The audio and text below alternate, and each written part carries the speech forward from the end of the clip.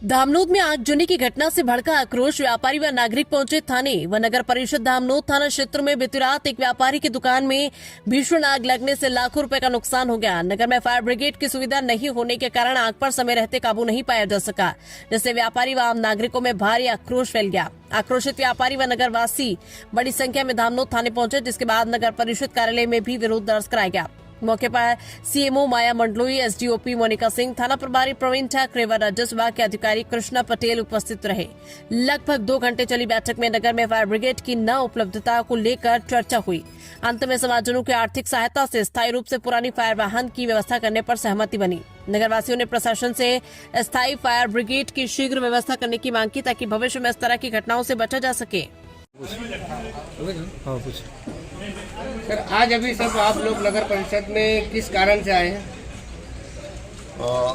आज रात को, बीती रात को राहुल पाटीदार के कैफे में आगजनी की घटना हुई।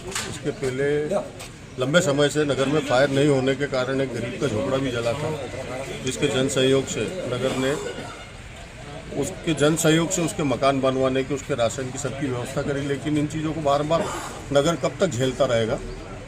इसी परिप्रेक्ष्य में नगर के सारे गणमान्य नागरिक, सभी समाजजन इकट्ठा हुए और फायर को कहीं न कहीं इनका आपस में जो फायर वाला परिवाद था उसको दोनों पक्षों को बिठा के ये तय हुआ है कि जो पुराना फायर है उसकी रिपेयरिंग के अंतर्गत जितना भी पैसा लगेगा जन सहयोग से इकट्ठा करके और नगर को जो है वापस अपनी पुरानी फायर जो है मिलने जा रही है। सर, वो 2 पक्ष कौन से हैं?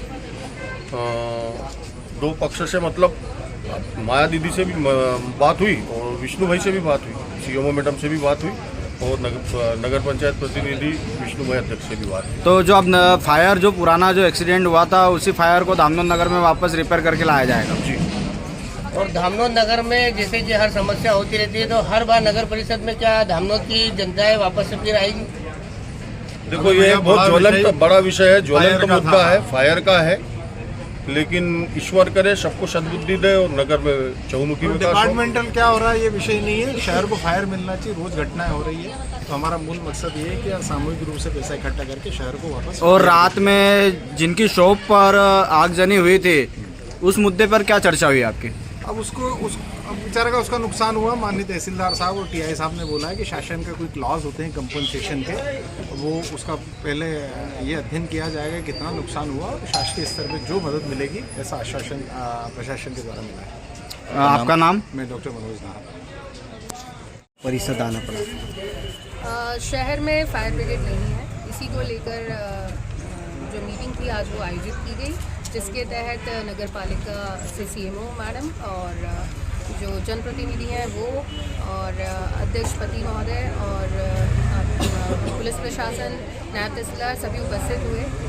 जो दोनों का जो रीज़न है कि फायर ब्रिगेड क्यों नहीं है शहर में, वो सुना गया और फाइनली जनहित में ये सलूशन निकला है कि जन सहयोग से जो धामनोद की जनता है वो जन सहयोग करके फायर को लाने के लिए तैयार है।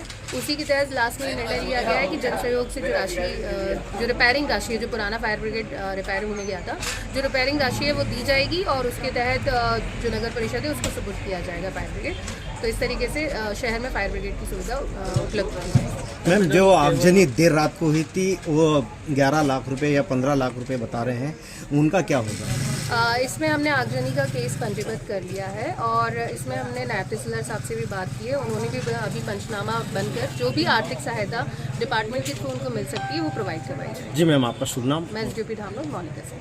Thank you.